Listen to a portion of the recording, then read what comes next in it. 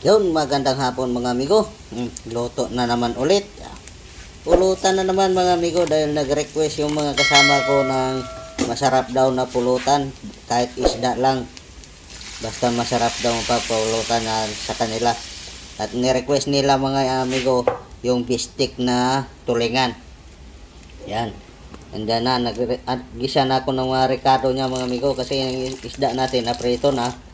At yan, naglagay ako ng suka. Tayin lang natin yung kumulo yon suka bago natin haluin para lumabas yung amoy nya. Kumukulo na yung suka tsaka yung mga ibang ingredients natin na nilagay. Okay, halo-haloin na natin to.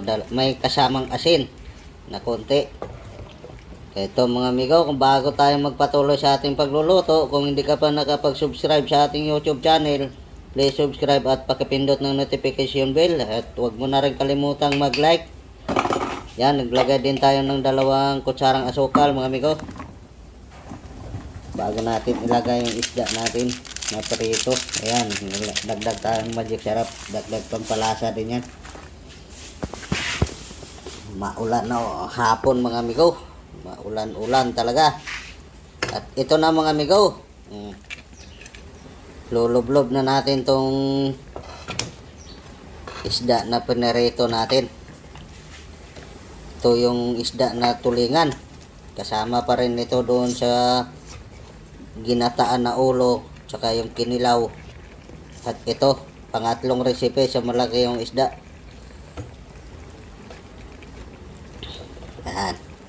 Balik ta rin lang natin ito mga amigo para manuot yung lasa sa laman. Hayaan muna natin siyang kumulo ng kumulo hanggang mag-reduce yung sauce nya. Masarap ito mga amigo, bistik na tulingan.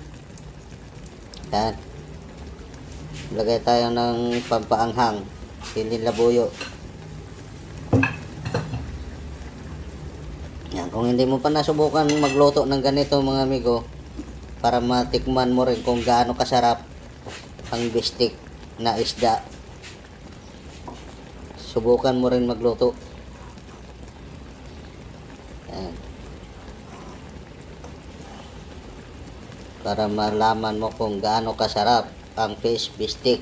Hindi lang puro karne ang lulutuin natin. At ito, iwas high blood na rin ito kasi isda.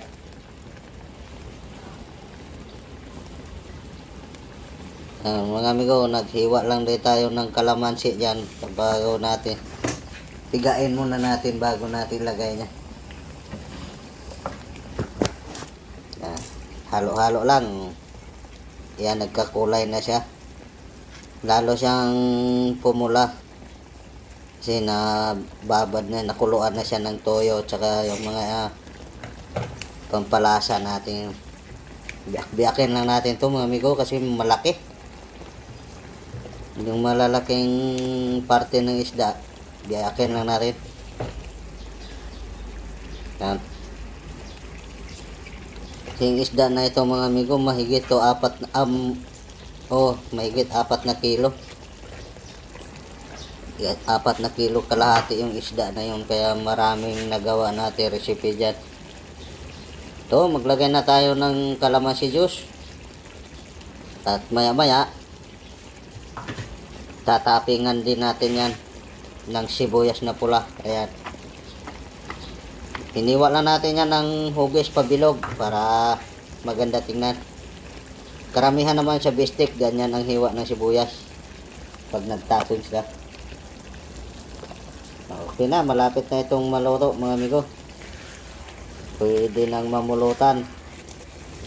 Haluin lang natin to ng konti mga amigo para maluto din yung sibuyas. At maya maya okay na yan. Pwede na tayong kumain. At pwede na nating ipulutan yung niluto natin dahil ang purpose nitong pagluto natin na ito para pampulutan ang masobra. Okay na. Pag may masobra, pang ulam na. At hanggang dito na lang mga amigo. Luto ng pulutan natin. Maraming salamat sa panonood. Bye-bye.